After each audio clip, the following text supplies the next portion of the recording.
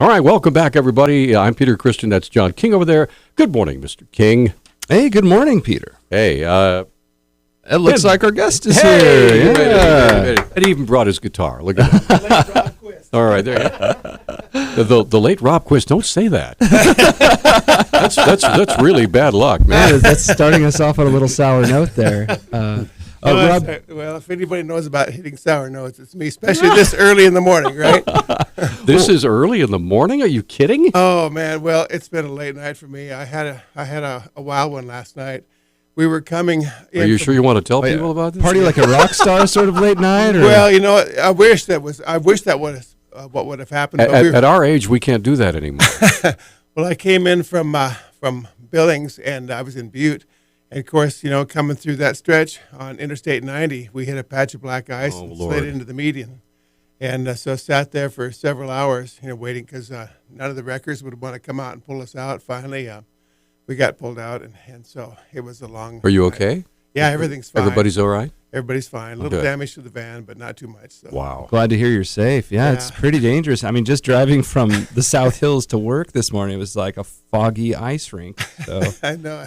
pretty welcome to Montana. Oh, yeah. Well, I should have remembered that. We had a bus wreck many years on that same stretch of highway that was really bad. And people were injured. And, of course, it totaled our bus, too. So we should have been a little more careful. But I think it had been a long day, so we were just kind of anxious to get to bed. Well, wasn't that long ago we lost a candidate in Montana because of a dangerous wreck. Right. So stay safe on that. Yeah, I know it. So. Well, obviously you're here for a reason, and it's not just to gab with Peter and I, but you're actually running. A lot of people, think all the elections are over, but there's actually a primary going on right now underneath our noses. Tell us a little bit about what's going on.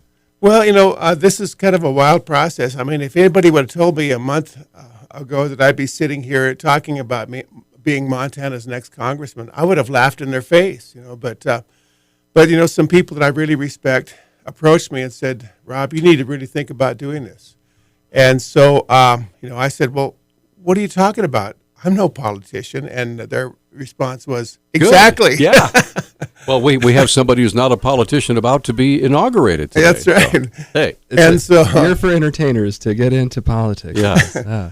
But, of course, my wife, Bonnie, she's always, strong, intelligent woman, and she's always ready for a challenge, and she was on board immediately. Let's do this, and I thought, seriously? And so I had to really, consider this, very carefully. Obviously, it's for me to give up my life as a musician.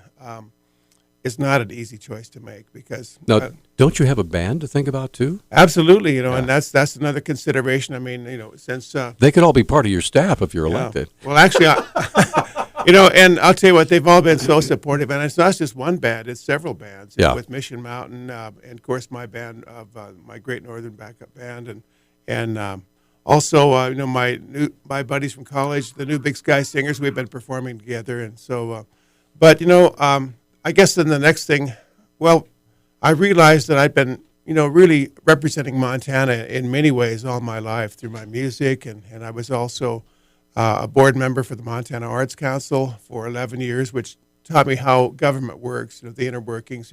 It works the same way. It's kind of a microcosm of government. So I had a good knowledge of how everything works in that regard. But also I was a cultural ambassador to Kumamoto, Japan, for 3 consecutive years for the Department of Commerce. Great. And and of course through the arts, and I've made a whole life study of Montana and the history and the culture, both Native and Euro-American. And so I realized in many ways I'd been preparing for something like this my entire life, and I knew this was going to be a great challenge. And but I thought, if the people of Montana want me to represent them as a voice in the halls of Congress, I need to do this.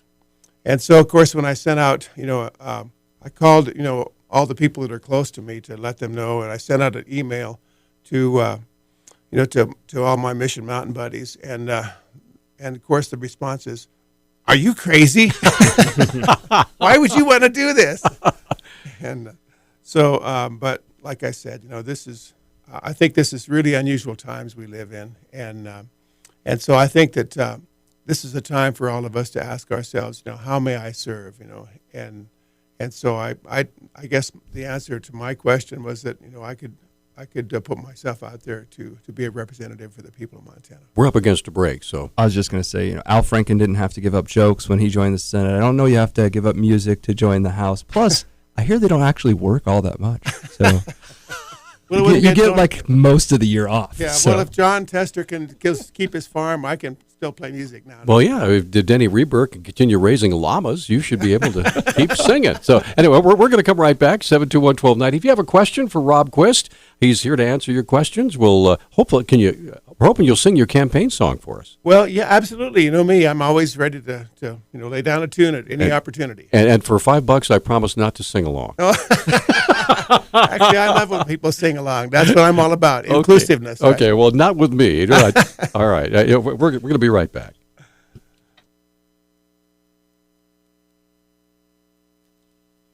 Okay, welcome back. This is Talkback, 721-1290 is our number, 1-800-568-5309. John King's over there. I'm Peter Christian, and joining us in the studio, the one and only Rob Quist, Mission Mountain Wood Band fame, Great Northern, songwriter extraordinaire. Now, from what I understand, please refresh my memory, There's No Place Like Montana, has that kind of been adopted as the unofficial state song for Montana? Well, I don't know. I've heard that. So there's several great songs written about Montana. My good friend Mark Staples, who you may know is recovering here in Missoula, but he wrote a great song called "Harvest Time," or no, let's see, "When Montana Sings." I think that they used, and of course, there's just several great songs. So, I'm really honored by the fact that people like "My Lady Called Montana" song, and of course, I've written a poem to kind of go in the front of that. So, it's hard to say. There's, like I said, there's a lot of people that have love for the big sky, and it comes out in the form of music. Sure. Well, you might want to take off the cowboy hat and strap on the headphones because we've got a caller, and we'd like to put them on and have them talk with our guests. Oh, you'll like this. You'll like this nice lady. I think you probably already know her. Sue, good morning. You're on with the fabulous Rob Quist. How are you? Good morning. Hi, Rob. Is this Sue Orr? It is. I recognize your voice. I recognize yours, too. Good morning. Good morning. So I'm wondering how you're doing with contacting all the state precinct committee people and lobbying them for their vote. It's been going really well, and I'm just so honored to be able to get out and meet with all the delegates, because, they represent such a great cross-section of Montanans across the state. And, of course, the questions that they have are it's a learning experience for me as well. And I think that I relate to them very well because, in many ways, I've in different parts of my life, I've lived faced the same kind of challenges that they have. I've lived life on the ground, and for instance, when I was speaking with people out in eastern Montana about that are in the oil industry, I worked as a roustabout and a welder's assistant on a pipeliner crew for a summer. So I understand kind of the things that they go through, and of course, being raised in a wheat rancher and farmer rancher's son, I understand the concerns that many of those people face. So yeah, it's been great to connect with people from Montana all across the board. And I think, I have to say I'm very encouraged by what's going on. Well, that's good to hear. I know there's lots of conversations going back and forth here in Missoula. So keep up the good work. Thank you, Sue, and I hope to see you again soon. I sure enjoyed being on your radio program as well. Well, we enjoyed having you. Thanks. All right. Well, we can give you a plug if you want, Sue. So we're big-hearted enough to do that. You've got your own little public radio station, right? Community radio, Missoula Community Radio, KFGM 105.5. Excellent. We'll be launching on January 28th. Cool. All right. Thanks. Mm-hmm. You bet. Bye-bye. Bye-bye. So Sue asked a really good question. What's this? Because this is something most people have never experienced. Even most Montana candidates haven't experienced this process of going and trying to get votes from, the various delegation. Usually they have to go to the public and try to think of what the public might want. But you have to think about what party insiders might want. Yes, and I should explain that process. The way this works is that there are 135 special committee members, and they're every county that has a Democratic Party, and there's only 26 of them. I think in half of our counties there really isn't a Democratic Party. I think they're probably figuring, what's the use, right? But there's 4 votes from each county, and then of course then there's also some of the what they call partner organizations, the AFL-CIO, the teachers union, and many groups like that. And then of course I think Governor Bullock has a vote as well as John Tester. And so, are there any super delegates? No, there are not. Although many of them probably think they are pretty super, but and so that they're the ones that will choose the nominee. And so, that's the process right now. And then, of course, then from there, as soon as Ryan Zinke is confirmed as Secretary of the Interior, then there's literally 85 to 100 days until the election. And, to my mind, this is the way every election cycle should be. I mean, these year-long campaigns, they wear everybody out. There's just election fatigue, and, and congressmen have to take time away from their jobs where they should be concentrating on doing their work for the people. And, of course, then you have all the special interest money that gets involved, to sustain a campaign that long. And so I think people that should not have a voice in our politics are way too involved through the whole process. So I think that this would probably have to be part of my platform. 100-day elections, and let's get on with this, get her done. Well, we got to go to a break, but before we do, just real quick, who are you running against? I mean, just everybody who could possibly be picked by this committee, or are there some strong candidates? It's only Democrats, though. Yeah, for this primary, it is Democrats, and it's the people who have thrown their hat in the ring are Kelly McCarthy from Billings, who's a legislator. Also, Casey Schreiner from Great Falls, he's in the legislature. And, of course, we all know Amanda Curtis, who did such a great job of stepping in. And she stepped in when John Walsh withdrew his candidacy, and she only had 12 weeks to campaign. And I think we were all so proud of her, that she did such a great job. She acquitted herself so well in those debates. And so, but I don't really consider them my opponents. They're the members of my team, and I heard that there was a Baucus in the race as well. Is that? Well, he hasn't really committed, and so I really can't speculate on what he plans to do. So I've heard rumors about that, but and of course I have a connection to the Baucus family as well. One of the first engagements we did as Mission Mountain Wood Band was to play for a young senator who was making his first run for Congress, Max Baucus. So yeah, the connections that we have. That's the first time in a long time someone has said Max Baucus and young senator. So yeah, there you go. so you're automatically in like Flint on that one. So we're going to take a quick one. When we come back, we would love you to sing your campaign song. Absolutely, it's going to be a pretty scratchy voice in the morning, but I'll do my best. That's okay. The people are used to that with me in the morning. So we will be right back. Okay, we are back here on Talk Back, and I've given Rob Quist my microphone because it sounds so much gooder. Oh yeah, give me the one that makes me sound the best. Oh, there you go. Okay, I'm going to get a little bit closer. All right. Move that over close to you. Okay. And you close to you. There you go. It's perfect. All right. So now, which song are you going to sing for us, Rob? Well, of course, songwriters. We always are writing what's on our mind, right? And of course, since this whole thing started, it's really the way we express ourselves. And I realized that, Montanans really need someone to stand up for them. And so that's the theme of this song. And actually, it kind of got its start. I was, I do it since I'm a member of the Montana Arts Council. And I've developed a songwriting seminar that I take into schools to take kids through my songwriting process. And so this song actually got its roots in an anti-bullying session.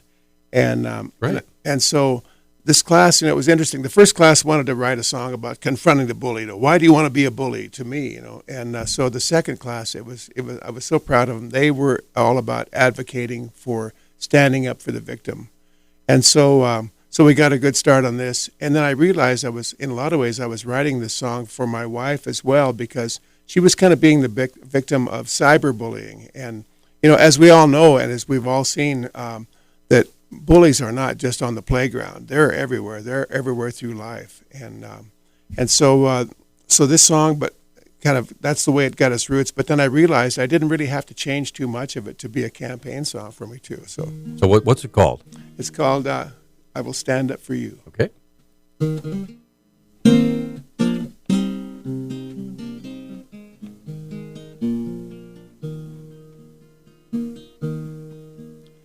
And I know people are hurting. This world can be so cruel. And ugly rumors raging around you that make you feel just like a fool.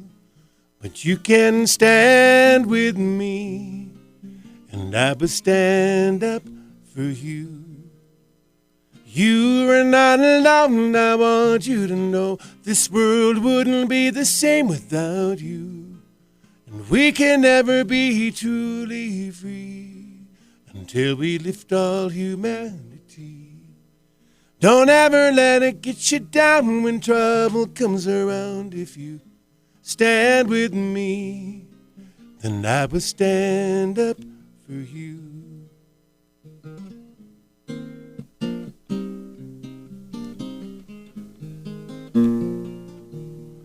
And I'll be a strong shoulder to lean on when life seems cold and bare. In every way I will defend you. Count on me to be there. And you can stand with me, and I will stand up for you. You are not alone, I want you to know. This world wouldn't be the same without you. We can never be truly free until we lift all humanity. Don't ever let it get you down when trouble comes around. If you stand with me, then I will stand up for you. Stand with me, and I will stand up for you.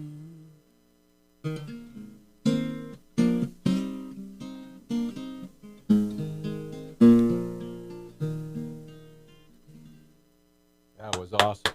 Thank you. That was just awesome. Wonderful. Thank you. All right, that's great. Thank you So much. we're going to take a break, come right back, and stay with us.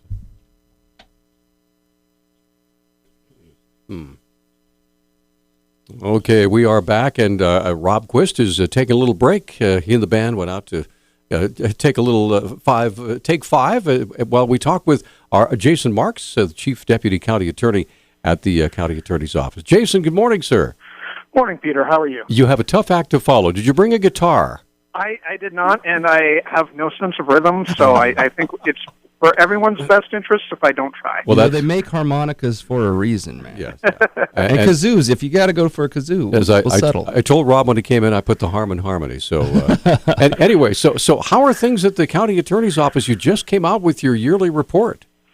Yeah, we did, Peter, and I'm glad you got a copy of that. It's also up on the, I believe it's supposed to be anyway, up on the county attorney website under the general Missoula County website if people want to go take a look at it.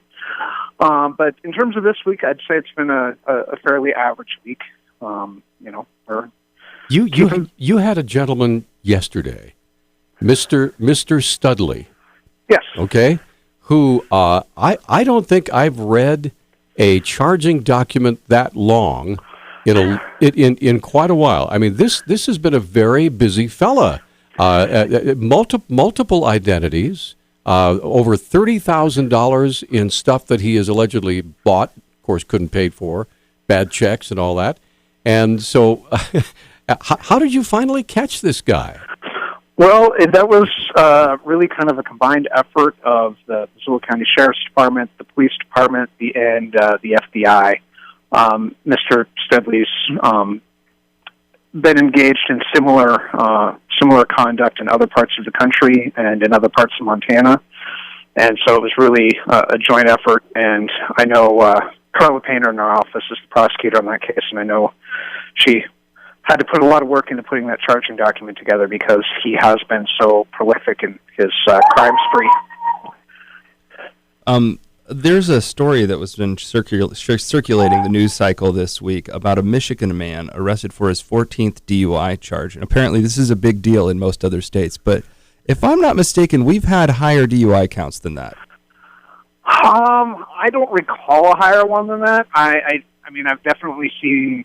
I know 12. But I would certainly be willing to believe, it could get higher than that. I don't personally recall a case out of Missoula anyway that's been higher. Wow. Well, feel around the office and get back to us next week, because I think Michigan. I definitely remember the guy that was on number 12. But. Okay. Now, John had a specific question for you. Oh no, we're not going to cover that this. Yeah, well, I'll talk to him later. All right. But so tell us a little bit what actually went through the office this week. It was a little bit of everything. We had some unfortunate, domestic violence cases, methamphetamine cases, as, I guess has kind of become usual these days. DUIs, just a little bit of everything, really. And obviously, the fraud case that Peter was talking about. I noticed, too, that almost on successive days, there were domestic violence cases where strangulation was part of the charges. Yes. And that is particularly disturbing as how, physically and emotionally damaging that can be. Absolutely. And, definitely, easily potentially fatal. Even if, not at that time, there can be long-term damage from that can, lead to strokes down the road and other health complications. And by the way, usually these fights that end up in almost killing someone result from some of the stupidest controversies. The one this week, I remember this couple was fighting over breakfast, like literally what they were eating for breakfast. And it's unfortunate when, there is that element of power and control and violence in a relationship that, it doesn't need to be something serious for, the aggressor to, exert that violence and fear to just kind of maintain their dominance in the relationship. Before we run out of time with you, I know you finished the end of the year report from 2016. Are you learning? I guess, are you changing anything? Are there any plans for change for 2017, or is it going to be a continuation of what you practiced in 2016? Or well, it's certainly going to be a continuation. I will say we are going to have to do something, and it's going to involve more than just our office, at least in terms of the issue of funding. But we're going to have to do something to address the child abuse and neglect cases and that overwhelming caseload our office has. It's, been just as it is across the state, those numbers here in Missoula have really been climbing dramatically in the last few years. It's really unmanageable given our current level of staffing. What is the level now? I mean, how many cases are you dealing with child abuse and neglect? I believe this last year it was 191, I think. And the thing to remember, though, and that was up over, I think, 173 last year, if I'm remembering the numbers correctly. And the thing you have to remember with those cases is they're not, it's not like a criminal prosecution where it's over and done in, 6, 8, 9 months. Those cases each one can go on for a couple of years easily, depending on the nature. So it really is a cumulative thing when those numbers keep continuing on the trend they're at. Well, and last year I remember we did quite a number of in-depth stories on the burgeoning foster care system, and the seams were breaking then under 171. I can't imagine that they're any better off under 191 cases. They're really not. All right. Some we're going to have to deal with. Jason, thanks so much for your time. Always a pleasure visiting with you. Our best to your staff. Thank you, and you gentlemen have a good weekend. Thanks a lot. It's Jason Marks, Chief Deputy County Attorney. Again, so cool to live in Montana where you can just talk to your local officials this way. We'll be back right after a quick break. We've got Rob Quist in studio. He's running for U.S. House in the Democratic primary, which you probably didn't know was going on, or maybe you did. If you want to ask him questions, we're going to shift over, talking a little bit about ideology when it comes to governance. Policies. Yeah. We'll be right back. All right. Joining us here on Talkback, of course, John King over there. I'm Peter Christian. I want to say thanks to Jason Marks for joining us this morning. We have Rob Quist, of course, a famed musician, songwriter, and now politician. My goodness, who would have ever thought that? From poet to politician. There you go. There's a book in there somewhere. We have a question or a comment, I guess, from Greg on Facebook. He says, Montana Democrats are looking forward to voting for Rob Quist in May. Well, let's just start by kind of letting you go for a little bit about some of the ideas that you're running on. More than just the short campaign and wanting to represent Montana. I mean, for what? Like, what are some of the big causes you want to support? And we've got to remember, this is you be on a national stage here. It is, and I've heard the phrase, all eyes are on Montana. Of course, I think given the climate of this last election, I think that, as you probably are aware of, many of my friends are just in shock and disbelief and wanted to crawl into a cave and curl up in a ball and disconnect, But I had this great high school coach that probably had one of the greatest effects on my life. And he taught me many of the lifelong lessons that you need, that discipline and respect for your worthy opponents, which is, of course, sadly lacking in today's politics. But I think one of the most important things, which relates to this topic, is that the ability to dig down inside yourself when the going gets tough. And I think the going just got very tough, and so I guess that was probably the main reason I'm in this, is because we really need to all of us stand up and be a part of this process, to to become involved and to try to bring respect back to the whole thing, and that's just something as who we are as Montanans. Montana probably has one of the most diverse populations because of we have our proud native tribes that have been here for countless generations, and we have immigrants from all over the world here. But we've learned that we have a unity and strength. We're neighbors to each other. We rely on each other, and when we have differences, we sit down and we work them out. We counsel together, but we do it with respect, and we don't denigrate each other. And so that's the conversation. You haven't been to Helena lately, have you? Well, and I have. I was in Helena all last week, and I have to say that there is really an energized movement that are ready to step forward, and so I want to be a part of that movement. One thing I'm really gratified to see in Helena is the youth that are there. There's some really, really fine young men and women that are really they're invested in this whole process, and so everybody else is discouraged, but I see great things. In fact, when the whole election happened, I thought, this is an opportunity, and I understand. I think I have a good understanding why the election went the way that it did. I think a lot of people, and my family, I was raised in a Republican household, and my siblings are still all staunch Republicans, and many of them voted for Trump, and they're very smart people. But I think that given the climate of what happened, and kind of the manipulations and the control that big money interests have had in our politics, I think that many people just wanted to throw a bomb into this thing and blow the whole thing up and start again. And so I understand that. But, there's just so many. I think one of the biggest disparities that we have in this country right now is when I was younger, the middle class was probably as strong as it's ever been. We had strong unions, and our farmers and ranchers had great prices, but I think, it's just been worn down now. If you look at a chart as to the super rich as opposed to the middle class, I mean, the money that the super rich are making is so far off the chart that you can't even see it. They had to literally stack it 3 times to the right just to keep it on the chart. And so I think that, we have to really understand that that there has to be an equality in abundance. I've always been the one that I've always really proud of myself in paying my musicians, better than anybody else.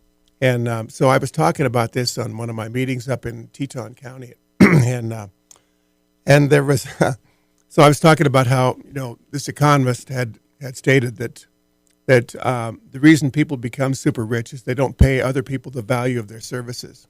And so this crusty old rancher stepped up from the back and he says, "Well, Rob," he said, "money is a lot like BS. If you pile it up, it just starts to stink. But if you spread it around, it grows everything." And I said, "But I couldn't have said it clearer myself." There's a bumper sticker right there. Now, Rob, a question for you. If you win the primary and are allowed to go ahead in the general, there's some strong headwinds for you. Mm-hmm. Pat Williams was the last House candidate to win statewide as a Democrat. Montana went 55% for Donald Trump to 35% for Hillary Clinton. Mm-hmm. And we don't even matter. I mean, like, we're late in the voting. So I guess my question for you is, how do you see pulling that off? How do you convince a state that went all in for Donald Trump, a majority went for Donald Trump, to switch sides and go for a Democrat in this general U.S. House election? And if you don't mind me throwing this in there, aside from their natural predilection to admire you because of your success in music, I mean, it's got to be about more than that. It is, and that's why I feel like I have connections to Montanans. I think that many people do not have because of my upbringing in the ranching farming community, and I understand the concerns that they face, with with trade agreements that are not necessarily geared in their favor, and of course, as I said, I worked in the oil field construction company for a summer, and I played in every small town and every big city in this state, and I know this state as well as anybody, both the wildlands and and the highways, and I don't think that there's probably one road that I haven't been down. Excuse me. And so I think that people of Montana, they know me and I know them. I've spent a lifetime telling their stories through song and through poetry, and so I think that I could make that connection where maybe someone else might not be able to. So let's know you a little better. When we get back, I want you to just lay out some of your policy opinions. Okay. Tell us a little bit. What do you think about trade negotiations with other countries? What do you think about the Electoral College? What do you think about abortion? What do you think about some of these big topics that are going to come up in a general campaign? I'm ready. And the phone lines are open if you want to quiz Rob Quist. Quiz Quist. You're so good at this. Thank you so much. I'm here all week, every day. Okay, we're going to come right back. Stay with us. All right, we are back. This is Talk Back. And no, that's not Rob Quist. That's Huey Lewis. Huey Lewis is a friend of mine. I've jammed with him on stage. He's a great guy and a great musician. He's one of my favorites. Awesome. So, go ahead, John. I got you. Go ahead. Let's just talk a little bit about one of the big topics the Democrats are talking about nationwide is this whole idea that the Electoral College is a thing of the past. Al Gore has talked about it, former presidential candidate. But in order for the Electoral College to ever go away, it would require a House vote. And most people say that would be impossible because small states wouldn't want to do that because they'd be shooting themselves in the foot. My question for you is... Are you talking about a constitutional? Yeah. This is a constitutional issue. Yeah. Okay. And my question for you is, what do you think about the Electoral College? Do you think it's satisfactory? Do you think it needs to be changed? Should we change the Constitution? Well, I think that the Electoral College, it's obviously it was something that was created, so long ago because of the lack of the communication to reach the electors, the people, but here's the thing: is that I know that a lot of people, given the results of this last election, said this is not fair. Let's throw this out. But on the other hand, the Electoral College will give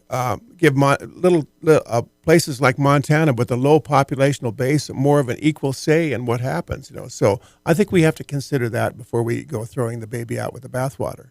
Well, you hit the ball mostly out of the park for me. When you say consider that, like, for me, I think any Montana representative should say easily, the Electoral College needs to stay. It gives Montana so much more power than we would have otherwise. Absolutely. That it would be foolish to throw it out. Because if it wasn't for the Electoral College, the president every year would be elected by California and New York. That's exactly right. And this gives the entire country to be in the conversation. And so I think that we have to. It's not about just population. It's also about demographics and where you live, and everybody's got to have a say in this. One of my main campaign platforms is that it's got to work for everybody, or it doesn't work for anybody. One of the things that's really seems to, at least from the outside, be attacking the Democratic Party and its belief system right now is this debate between the types of work that are supported through the unions and other groups, specifically environmental groups, that are sometimes, it seems to be there's a conflict. Or even when it comes to policing and when it comes to police unions, things like this. There seems to be these conflicts developing that Democrats have a hard time dealing with. And in Montana, it's most clearly things like coal union jobs or railroad jobs versus environmentalism and its positions. How would you, as a candidate, deal with that split? Well, first of all, I'm a union member as well. I'm been a long-time member of Local 498, which was, of course, here in Missoula. Now it's part of they combined with the union in Helena, and so so I understand. And as I stated earlier, I think that the reason that the middle class is disappearing is because the unions have been beaten down. And of course, I'm also a staunch environmentalist because I just love our wildlands, and that comes to public lands too. I will defend our public lands, with my last breath. But talking about let's talk about the coal situation here. I think what a lot of people have to realize is that our state budget, is really predicated on the coal sales right now. And the reason that the budget is so low is because the market in China is kind of slowed down, and so they're not taking as much coal, and so consequently... Well, it's not that they're not taking as much. They can't get as much because environmental laws in places like Washington State and California, they can't ship the coal off the coast over to China. They want it. They just can't get it right now. Right. Well, they get it from Australia. Yeah. Well, they still get it. They just get dirtier coal. Right. Yeah.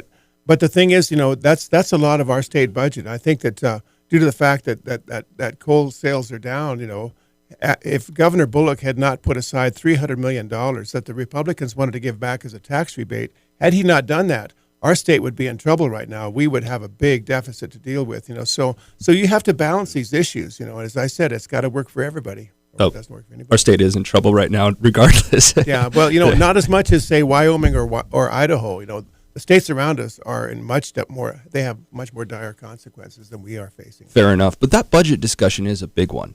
A lot of people look at the Obama years as a time where lots of great ideas were proposed, but what happened at the end of it was a whole lot of debt. And when you look at the debt on a national level, it's just a staggering number. It is. And that is just something that's really hard for me to find Democrats to talk about in an educated way. And I just kind of want to get your take on it, because there's always this appeal to the populism side of the argument that we need to do these things, do more stuff for the people. But then there's always this setback in that it costs a lot of money and we don't have it. Well, let's talk about that. Here we've got these two wars, Iraq and Afghanistan. We have been in those wars. They're the longest running wars in the history of our country. And I was against that from the beginning. Some of my Republican friends, were like, "We're going to go in there," and I said, You were against Afghanistan? I was totally against it right from the beginning. And my point is that, the Soviet Union had been in there for 17 years and had no success. And my point was, what makes us think that it's going to be any different for us? And so here we are. I lost some buddies in Vietnam. This is an emotional thing for me. And so I've been against, us going to different parts of the world and trying to being the world's policeman. Being the world's policeman, and it's not for spreading freedom. I think it's for spreading for these special interests that want to control the resources of some of these countries. What resources in Afghanistan do we need to control? The thing is that we could get into this, but I would like to, because it sounds a little conspiratorial to me. Well, as you know, there were poppy fields that were actually, the Taliban at that time had eliminated all the poppy fields, and so we get back in there, and all of a sudden these poppy farmers are back in producing this to create opium, So you think the U.S. got involved for opium? Well, I'm not going to say that, but we obviously I think that we're in the Mideast for two reasons. I think it's for the oil interests that are there, and also I think that a lot of the military-industrial complex, companies like, they're definitely making a lot of money on this too. Okay, let me just finish this. So, we have a friend that he was a renter from us, and he also plows, and he went over to Afghanistan, and he thought, I'm going to go over there. I'm going to be part of this. It's going to be freedom, So he got over there. He would walk down the street, and people would spit on him, and they don't want us there. And he watched the same school being bombed and rebuilt 5 times. Think of all the resources that we're putting into this war, trillions and trillions of dollars. And it's creating a backlash of terror against our own people. And And I think that if we could use all the resources and the money, think of all the trillions of dollars to have our forces over there, the oil that we're using, to power all the vehicles, and if we spent that on taking health care for our own people, I think that would be a much better way of spending it. I understand the argument for pacifism on a moral plane. I guess on a practical level, though, I mean, would you apply that to all wars? Do you think that we should have stayed out of the Korean War and let North Korea run South Korea? Because I think the whole world would be in a much worse place if that were the case today. Well, I just think we have to examine the motives. Sometimes I don't think the motives that the reason that we're in many places, and of course you have to take it by country basis. But I think the motives for being in some of these places and regime change. I mean, when we took out Saddam Hussein, that threw that whole area, that whole part of the world into chaos. There was a natural balance of power there, and now it's just chaos. And look what's come of that. I think that it's just almost like the way that man tinkers with nature, and we take one species out, and all of a sudden it upsets the whole balance, the whole chain of things, and then the other species start to crash. I think that analogy can be applied to our regime change. We're going to come right back. We also have Dave on the line, and we have 3 other lines open. Rob Quist joining us. We're talking about his policies. Should he be elected as Montana's congressman? The number, by the way, to call in is 721-1290. And we're back on Talkback. 721-1290 is our number. John King right over there. And joining us in studio, Rob Quist, who, aside from being a phenomenal musician, songwriter, is also thrown his quite considerably sized cowboy hat into the ring. By the way, we've tested it. It's real cowboy hat. Let's get Dave on the line. Dave, you're on with Rob Quist. Go ahead. Yeah, I want to ask him about 3 things, and then I want to listen off phone. Okay. First is, what do you think about the overthrow of Muammar Gaddafi? Second, where do you stand on the CSKT water compact? And third, what about global warming? Bye. Okay. Thanks, Dave. Okay. 1, 2, 3. There you go. Oh boy, Gaddafi. yeah, those are. This is like I feel like I'm standing up at the bat, and he's throwing me in like a knuckleball and a inside. And a slider. Well, yeah, slider. Gaddafi should be easy after the Afghanistan discussion, I think. Well, as I said, it's. I think that it's. I think we really have to be careful about as we talked about being the world's policeman, and it's we commit so many resources and so many of the lives of our young men and women, and I guess what I want to say about that is that I have friends that are in the healthcare business, and they tell me that the veterans that are coming back that are so broken and unable to reintegrate into society, we're just seeing the tip of the iceberg. It's going to get so much worse, and so I guess that the whole involvement of trying to overthrow governments. This is something that our government has been doing for years. Where we overthrew Allende in Chile, and I mean it's just been a systematic thing. So of course I probably don't understand the ins and outs as well as someone who is living the life over in those areas. But I really feel that regime change has been something that we need to really examine as a people and be aware of the consequences of those kinds of actions. How do you apply that to some of our ongoing negotiations and disputes? Right now, for example, there's a trade finagling going on with the United States. More than that, an embargo with Russia because of the invasion of Ukraine. They think with Iran is another deal. I mean, there are people that want to quite literally, forgive the term, blow that up. I know it. Yeah, and I think I think trade agreements. We have to examine that. Well, here's a kind of example of the trade agreements, and I know that I probably am not party to the really intense negotiations, but here's how the trade agreement will affect, say, my family personally. My sister and her husband are still on the family farm up in Cutbank, and as an example of this trade agreement, there's a gentleman who comes down from Canada and buys grain from them, takes it back up across the border to Lethbridge, reclassifies it as feed, and then takes it down to Great Falls and gets a higher price for it. Wow. I mean, there are things like this, that I know that that trade agreements, that are, they kind of they've been negotiated, and it's, I don't want to demonize them, but I just want to point out that we have to be able to take care of our own, before we take care of the people of the world. So he also was talking about the water agreements.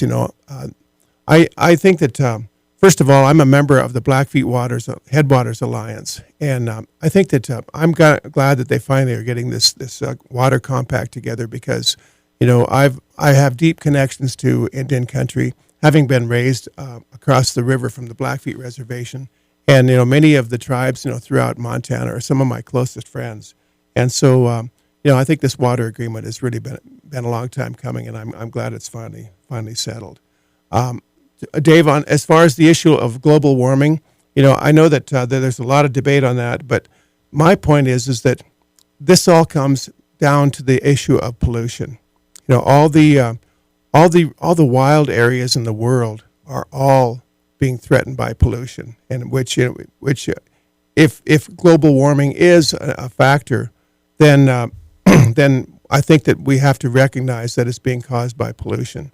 And so that's the issue for me. We have to really, really mitigate the pollution that is happening. Our Mother Earth is being poisoned, and we have to learn how to take better care of her. So do you support the clean coal EPA regulations? Well, I don't know if there's actually a thing called clean coal. I don't know if it's called the Clean Air Act? I'm sorry. I forgot the name of Obama's new resolutions that were opposed and then denied by the Supreme Court. It's been an ongoing battle, but it helped to shut down Colstrip and other Montana coal. Right. You remember the name? Okay, let's talk about Colstrip. Here's this Colstrip relies on coal, but I think that we need to really embrace technologies that are cleaner. For instance, here is Colstrip. It has all these electrical lines that are already set up to transmit power throughout. And so, what better place to build wind generators? And I think there actually is a proposal to put many new wind generators in that country, but they have the infrastructure to have the power go through those power lines that are already set up. I mean, that makes a lot of sense to me. Okay. I'd really like to hear. Right now, there's a lot of debate about health care. The Affordable Care Act is probably on its way out. When we get back from the break, I'd like you to segue into kind of what you think we should fight for. Okay, and by the way, all four of our lines are open. 721-1290 is our number, 1-800-568-5309. If you want to just make a request or a question on Facebook, we'll do that. Pass it along to Rob Quist, who's getting a lot of free politicking time here. So that's what it's all about. We'll be right back. Okay, we are back on Talkback. Rob Quist joining us, in studio this morning, and he's got a cold, I got a cold, all God's children got a cold. Anyway. I guess I'm not God's child. When I get to hell, I got if you hang around us long enough. Significant soteriological problems discovered by John today. We will be happy to infect you. It was what C.S. Lewis called good infection. Anyway. So is this segueing into the healthcare talk? Well, I think that would be appropriate. Why not? Let's talk about healthcare. Okay, my first question to go you. ahead, fire. Do you believe, and this is I think where a lot of people go in either direction, do you believe that healthcare should be a right? Well, let's talk about this. I was asked to be the last speaker for the healthcare rally at the Missoula Public Library on on Sunday, and so of course I really had to really think about my position on that. And well, first of all, let's kind of examine how the Healthcare Act came to be. When it was first proposed, it was meant to be a system, a single payer system, much like Medicare is today, and Social Security, where you walk in, you show your card, you're covered, no questions asked. But of course, as we know, there's forces that really thought that there wasn't going to be enough profit in all this whole system, and so with their lobby, they forced the system that we have today, which is basically you still have premiums that you have to pay, high premiums for basically what is catastrophic health insurance. Where you're only covered for in case something just catastrophic goes wrong, and so I think many attempts were made to rectify ACA over the years, but they were just met with a stone wall from these forces. And let's just call them who they are: the pharmaceutical companies and the insurance companies. I think had a pretty heavy hand in this. I have a personal story where I went in for just a simple gallbladder surgery, and I had a doctor who was scheduled twice as many surgeries as he should have in the time allotted. Well, the long of it is that he severed my common bile duct, and so I went and it was just at the pivotal time of my career. I had just I had a great band together. I had the bus, the sound company, and I just got a record contract offer from Warner Western. Wow. And but I had that surgery. It was like somebody turned off the jet engine, and I went into a tailspin, and I lost my record contract because I couldn't tour, and I had to I had to go over to Seattle for reconstructive surgery. I had probably 3 surgeries in all during that time frame, but for 2 years I was just out of the picture. Well, the long of that, the result of that was that I had the pre-existing conditions. So I went for years without health insurance, and then finally I had to have back surgery because I'd lifted equipment wrong and threw my back out. And for almost like 9 months, I was in excruciating pain. I was doing anything not to have surgery because A, I couldn't afford it, and B, I didn't really trust the situation. But finally, I had I decided that there was no other out, and I had surgery by one of Missoula's best, Carter Beck, just basically saved my life. He's outstanding. He is outstanding. And when I had my surgery, I literally danced out of the hospital. But as a result of that, since I didn't have insurance, I had to cover that all myself, and so it just about sunk our family. And the only way that I was able to get out of that was I went on Social Security and Medicare early. I had to take it when I'm not sure if I was 63 or 64, but had I not had that to go to, I would have been in deep trouble. So how do you apply the lessons you learned from your personal experience to policy for the United States? Because I could learn a lesson from your story for both cases. Mm-hmm. One of the arguments against the Affordable Care Act was the attrition of doctors. Less doctors means more doctors having to spend more time on more patients, giving less attention to each, which was actually the start of your problem. And the other thing is the pre-existing conditions. Now, Trump has claimed he's going to keep pre-existing conditions as part of policy going forward. So I guess when you look at the Affordable Care Act versus what could come, are you optimistic about future changes, or you want to preserve the Affordable Care Act? Well, I think that there's a lot of forces that want to just eliminate it and go back to the system it was, but which was worse than what the Affordable Care Act is now.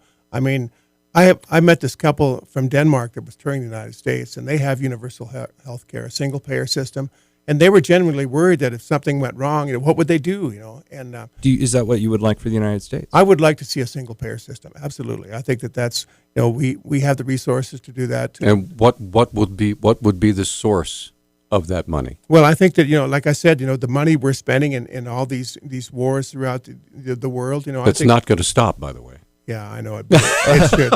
It should. And to be fair, I don't think that money, the money that we spend on our foreign policy, is going to be enough to cover the single-payer health care system. Well, the way that Canada started out is that everybody in the country paid $300. I think it was $300. I can't remember if it was $300 a month or $300 a year, but anyway, to kind of start it out. And now they don't have to pay anything. And I know that there's a lot less of the population, but to me, it's where you spend your resources, and I think the health of this company. Another thing that I want to talk about is that the health, our healthcare, we don't get to pick our providers. There is a medical doctor up in the Flathead Valley, and she's been the most popular doctor in the Flathead for the last 6 years running, and so I see her. And so she's not covered by any health insurance plan. Wow. And so, of course, I was having some thyroid issues, and my doctor wanted to put me on this drug called levothyroxine. And so, of course, I thought, well, before I do this, I'm going to research exactly what the side effects are. And so, it's just like those ads you see on television. Oh, that's terrible. It's like side effects are your left leg will fall off. Yeah, congestive heart failure and sexual dysfunction and death. And gas. And of course, the next ads are, if you've taken whatever this drug is, they should call it. And it's just, you had me at sexual dysfunction. Yeah. All right, stop reading at that point. Okay, but I just want to say, real quick, go ahead. Okay, so anyway, that's the thing is that people should be able to pick the health care provider that they want. All right. Now, we're up against our final. It's a 1-minute break. We have 2 callers that want to visit with you. Okay. So we're going to get them on in a minute, exactly 1 minute from now, so stay with us. And we're back on Talkback. Just about 6 or 7 minutes left in the program. Rob Quist joining us here in studio, and been doing a pretty good job talking about policy. Well, thank you. People are surprised that I would be, of course, entering into this arena, but I think we all as citizens, we really care about the issues that face us on a day-to-day basis. Okay, so let's get Dennis on the line first. Been waiting the longest. Dennis, you're up. Hi. Yeah, my question is, where does he stand on the Second Amendment? I know the Democrat Party goal is to eliminate the Second Amendment, and would he stand up to the Democrat Party? I'll listen off the air. Okay, thanks for the call. So how do you feel about thank you. Second That's a great question. Of course, being raised in the ranching farming community, I mean, we, having firearms was a way of life for us. That's every young man and woman, I should say too, has. That's part of our culture. You learn respect for firearms. You learn the proper care and how to keep them in a safe manner. And it's a time-honored tradition to bring meat home to the table, and I've done that many times. So that's something that I will defend. But as far as assault rifles and that type of thing, I think those aren't meant for hunting. And How do you describe an assault rifle? well, it's something that you can you can fire more than several rounds in per second. So if you can fire more than 3 rounds per second, it'd be an assault rifle? 3 rounds per second. I don't know. I would probably say even more than that. But Because I got a 22 at home. I Yeah. can do that. okay, I killed many a varmint with that 22. I know, and I would hate for it to be considered an assault rifle. yeah. But here's the thing: is I learned on a 22 single shot. I mean, and so you learn how to get one good shot in, and that's and I mean, if you can shoot 10 rounds a second, I mean, that to me that's not sporting. Yeah. And so. But anyway, I think a lot of this narrative has been driven by again gun manufacturers. I think that this whole paranoia, but that Obama's coming to take your guns. Who benefits from that? My mother was one of the most incredibly wise people, and she gave me a phrase that I've been using a lot more since I'm getting into politics, and that phrase is consider the source. What when someone says or does something, what is the game what is the skin in the game that they What's have? the self-interest? Yeah. Right. And so, and then the other phrase is that old Watergate deep throat phrase, follow the money. Right. So consider the source, follow the money. If in this narrative, if people say that Obama's coming to get your guns, and then who gets, where does that, where's that coming from, and how does that benefit them? Well, I think when people are paranoid that people are going to take their guns away, what do? They go out and buy a whole bunch more guns. And who benefits from that? We got to go to another caller, but just real quick so we're clear. When it comes to the issue of assault rifles, which you said you weren't really a supporter of, do you support the government being able to say that they're illegal to sell? Well, I think that they should be. It's like cars. You should have a license. To drive a car, and why not have a license to own those types of firearms? Okay, but don't take them away. Let's get moving along. Mark, you're on with Rob Quist. Go ahead. Hello, Rob. Sounds to me from your presentation today that you did not want me and my fellow stockholders that invest in pharmaceutical companies to make any money. You want pharmaceutical companies to sell their products at cost to help people? I'll listen out there. Thank you. So, We know. My friend Brian Schweitzer first made his kind of I think he gained notoriety from taking seniors to Canada to get prescription drugs that are so much cheaper. And this last vote about not being able to to have cheaper prescription drugs. I mean, it said, and I think the argument was because that we're not sure if they're safe. Well, if they're safe for Canadians, why aren't they safe for Americans? And so. Personally, I do everything I can to avoid taking pharmaceutical drugs. There are natural cures this doctor I was telling you about that are so much safer and don't have all the heinous side effects. I mean, my own mother, she was taking 15 types of drugs, and nobody knows how those things interact with each other. You take one drug, you have a side effect, and so you take another drug to mitigate that side effect. That's why you're supposed to ask your pharmacist. And That's right. And so To me, it's just a slippery slope you slide down. No, we have to move along because we only have 2.5 minutes and 4 callers. So Okay. I want to get as many as we can. Okay, thanks. John, you're on with Rob Quist. Go. Hi, Rob. You said you went on this Social Security disability when you were 53. Are you still on Social Security disability?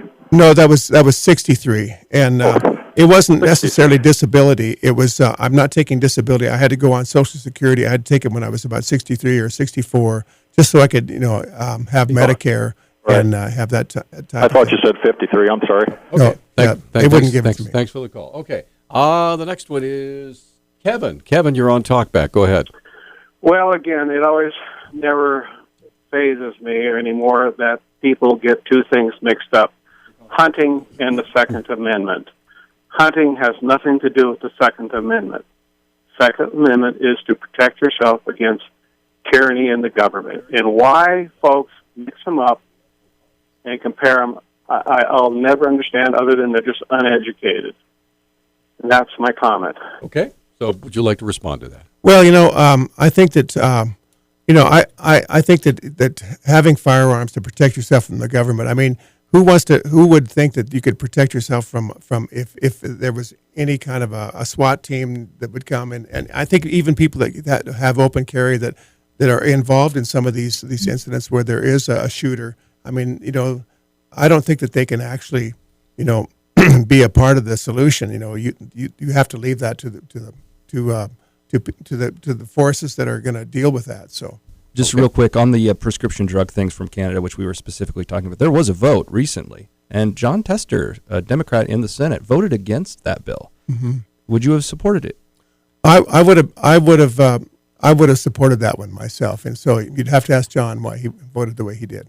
Okay, we have exactly. Tell you what, it wouldn't be fair to we only have 1 minute left. Okay. So I want you're on the stump. Give me 30 seconds as to why we should vote for Rob Quist. Well, I think that I am in a unique position here because in my walks of life, I think that I have really connected with Montanans on every level, and I think I understand the concerns in given the history of my life in this state, probably as well as anyone can. And I think that I could really be a voice for the state for the people of the state. Quite literally. Yeah, absolutely, and and I have been, and I would continue to be, and I know this is not going to be an easy thing to go to the halls of Congress, but I can do this. And we're out of time. Thank you for spending so much time. Thanks for the song. You bet. Appreciate it. All right, thank you all for being a part of it. We'll see you Monday. We have Health Talk, and then Legislative Representative Ron Eli will be in.